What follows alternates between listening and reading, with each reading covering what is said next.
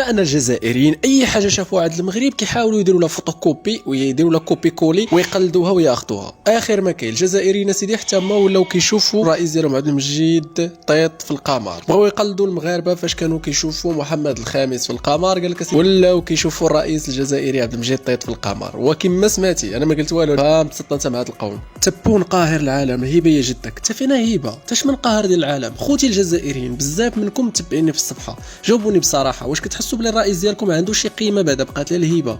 واش عنده شي قيمه بيناتكم بعدا؟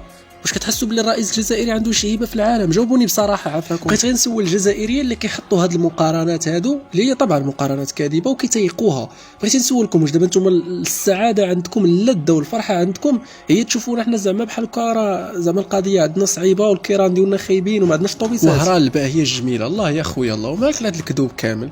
تخيلوا معايا كون كانت وهران بصح زوينه هكاك، وكانت مدينه وهران في الجزائر فعلا زوينه هكاك، راه ما جامي سكتكم.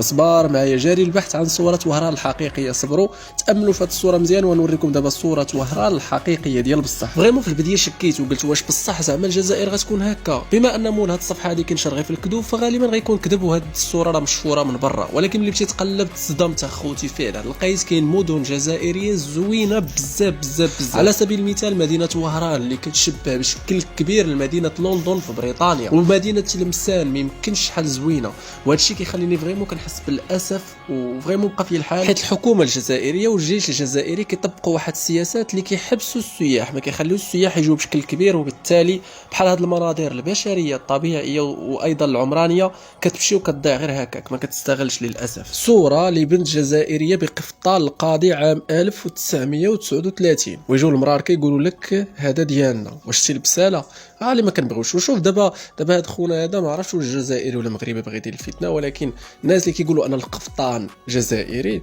رجعوا لا اخوتي، رجعوا لا، قفطان مغربي 100%. منبع القفطان في العالم هو المغرب، منبع القفطان في سول اي شخص في اي دوله في العالم ما تقولوا القفطان يقول لك مغربي، كيعرفوا الناس كيعرفوا القفطان على انه مغربي. الجزائر مشتركه معنا في شي حاجه ديال الثقافه، ومشتركه معنا جزئيا في التاريخ، لذلك بعض المناطق المجاوره للمغرب واللي كانت في واحد الوقت تابعه للمغرب في الصحراء الشرقيه الجزائريه فراه يعني عندهم تما القفطان، ولكن هادشي ما كاينش من القفطان الجزائري. اكثر بلان ما كنحملوش الجزائريين هو اسلوب الاستعلاء والتكبر ديال حنا الشواكره، حنا نهايه العالم، حنا اقوى دوله في العالم، حنا القوه الضاربه، حنا هذه حنا ديك، مع العلم انهم بحالنا بحالهم، تما دوله ناميه، دوله متخلفه اجتماعيا واقتصاديا، بحالنا بحالهم. يعني الكوارث، الفساد الاجتماعي والاقتصادي والمشاكل والبطاله والاميه، الصحه